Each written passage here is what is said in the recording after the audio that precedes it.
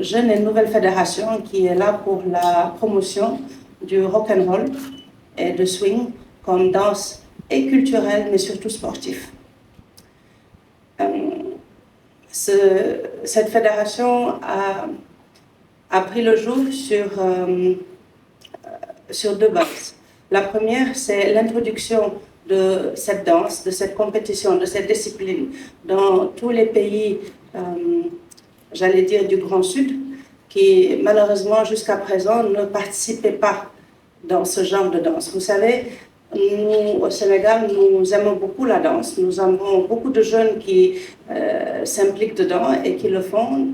Pour ne mentionner que le breakdance, qui est actuellement une discipline olympique.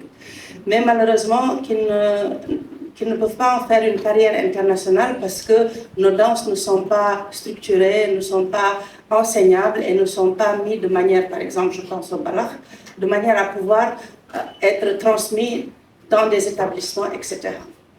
Et ce qui fait qu'à part le break que l'on danse plus dans les clubs chez nous et qu'on fait des battles et qu'on suit, on n'a pas vraiment développé cette culture de mixer la culture et le sport ensemble. Pour vous donner un exemple, les danses de salon sont une discipline qui est d'un côté culturel, mais de notre côté compétitif. Et très souvent, dans les télés, dans les pays occidentaux, on organise des concours de danse, que ce soit la valse, le tango, etc.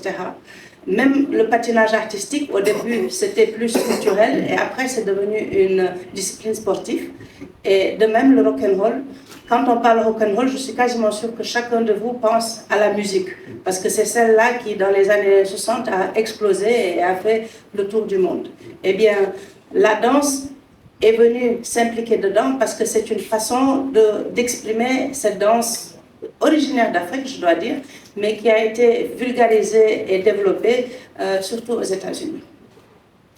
Et de par le monde, en Europe par exemple, en Russie, aux États-Unis, il y a énormément de clubs, d'académies qui enseignent le rock'n'roll et surtout le rock'n'roll acrobatique.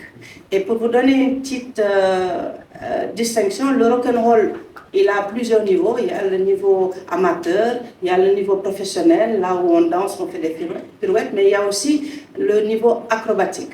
Et là, ça veut dire qu'on a des formations spécifiques qui sont faites parce qu'il y a des saltos, des sauts, des combinaisons sportives très nettes qui sont enseignées, qui sont transmises et que l'on doit reproduire tec-tec. Et c'est en les reproduisant, en suivant le rythme, que l'on crée ce qu'on appelle des enchaînements dansants qui suivent le rythme du rock'n'roll et qui amènent ensuite un volet sportif.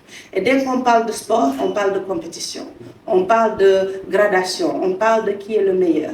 Et ça donne une reconnaissance, une distinction, une particularité qui vous distingue parmi tous les autres. Le fait d'être champion de Kaolack, le fait d'être champion de Thiès, le fait d'être champion du Sénégal, puis de l'Afrique de l'Ouest et peut-être, pourquoi pas, dans le monde, ça te donne une carte qui te rend différent des autres. Et en te distinguant, ça t'ouvre des perspectives, que ce soit du domaine commercial en termes de présence dans les shows, parce que vous êtes demandé, vous êtes invité, que ce soit dans l'organisation des événementiels. Souvent, ce genre d'interlude musico-dansant, ça attire l'attention, ça fait rêver et ça te donne une autre perspective de s'épanouir. Et donc, c'est tout ça que, en fait, le rock'n'roll acrobatique apporte à la jeunesse. Parce que moi, personnellement, je déplore tous les jeunes qui essayent, vaille que vaille, coûte que coûte, d'aller en Occident pensant y trouver un meilleur avenir, alors qu'en fait, nous, notre pays, regorge de ressources et de possibilités et d'opportunités pour justement changer son avenir. Et je ne dis pas que c'est la solution, mais ça peut être une solution parmi plein d'autres dans lesquelles les jeunes peuvent s'y impliquer, surtout s'ils aiment danser, s'ils aiment les acrobaties, s'ils aiment faire la gymnastique et s'ils n'ont pas peur de se donner à fond, comme dans n'importe quelle, j'allais dire, discipline sportive. ils peuvent s'y donner à fond, ils trouvaient leur inspiration, leur développement professionnel et voire même leur carrière future. Et vous savez, parler c'est facile, mais l'illustrer c'est mieux. Et aujourd'hui, à côté de moi, j'ai le plaisir de vous présenter Ivan Yudin, qui est à ma gauche, et Olga Zbitneva, qui est à ma droite. C'est un couple qui danse le rock'n'roll depuis 30 ans. C'est un couple qui, depuis 22 ans, sont ensemble. C'est-à-dire qu'ils sont une paire qui, depuis 22 ans, dansent le rock'n'roll acrobatique. Ils s'entraînent tous les jours. Ils ont une passion pour le rock'n'roll qui, dès que vous êtes devant eux, ça vous change, ils vous entraînent et ils vous amènent à, même vous qui ne dansez pas, à aimer le rock'n'roll. Et je peux vous dire, ayant plusieurs des élèves qu'ils avaient ici durant ces 15 derniers jours présents, qu'ils pourront vous dire à quel point ils inspirent. Eh bien, ce couple a une particularité unique au monde. Ce sont les seuls 5 fois champions du monde du rock'n'roll acrobatique. Et tout à l'heure, après la conférence de presse, nous aurons 2 interludes. Le premier, c'est dans la grande salle où ils danseront et ils vous montreront quelques trucs acrobatiques que l'on fait dans le rock'n'roll acrobatique. Mais aussi, il y a une restitution que nos jeunes Sénégalais vont faire et vous montrer pour partager avec vous ce que moi je sais au fond du cœur, à savoir que nous Sénégalais, je ne parle même pas de l'Afrique de l'Ouest, mais rien que nous Sénégalais, vu comment on est passionnés, comment on a le sens du rythme, comment nous, en entendant quelque chose qu'on n'a jamais entendu, on est en mesure de copier, de le performer et de même l'assimiler au point de le faire mieux nous-mêmes que ceux qui le dansent de départ. Assimiler cette discipline, à savoir le rock'n'roll acrobatique, va vraiment ouvrir d'autres portes pour des gens.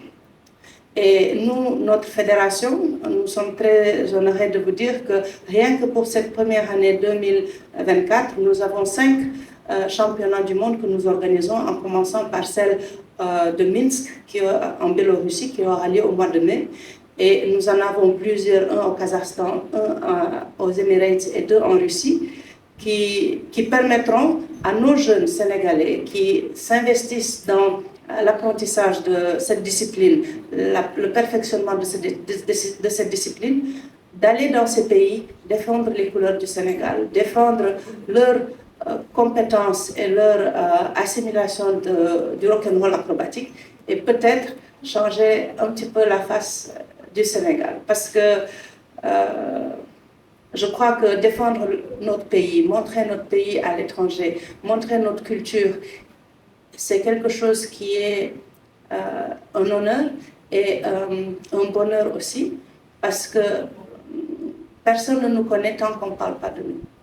Le théâtre se présente comme étant l'un des précurseurs pour accompagner toute cette dynamique-là qui va rester ancrée à jamais dans l'agenda sénégalais. Il sera question de mettre en place pour la première fois dans l'histoire du Sénégal une fédération qui va tourner autour de la danse rock'n'roll et permettre à ce que cette discipline-là puisse être promue un peu partout au niveau mondial. Que des jeunes Sénégalais, désormais, qu'ils puissent participer à des compétitions de haut niveau en n'ayant plus de barrières, en n'ayant plus de frontières. Et je pense qu'à travers cette académie que nous avons au niveau du Grand Théâtre, à travers le partenariat que le Grand Théâtre est en train de sceller avec le Centre culturel Kalinka par le biais de Oumi, et également par l'entremise de Madame Soulou qui a une académie ici, il sera question aussi de tendre la main à de jeunes Sénégalais pour qu'ils puissent venir visiter cette discipline-là. Ici, les battements en l'air. C'est là où j'ai appris le karaté, judo, boxe et la danse. Qu'est-ce que c'est que karaté? Karaté, c'est la danse. C'est codifié en des termes. Battement, plié, demi-plié, première, deuxième, troisième, quatrième, pas de chat, pas de bourré. Touch. Même quand vous tapez, si vous vous battez avec quelqu'un, montez, touch, pour avoir la force de frapper. Ne frappez pas comme ça, on frappe comme ça. C'est dans la danse. Et c'est dommage. Nous avons la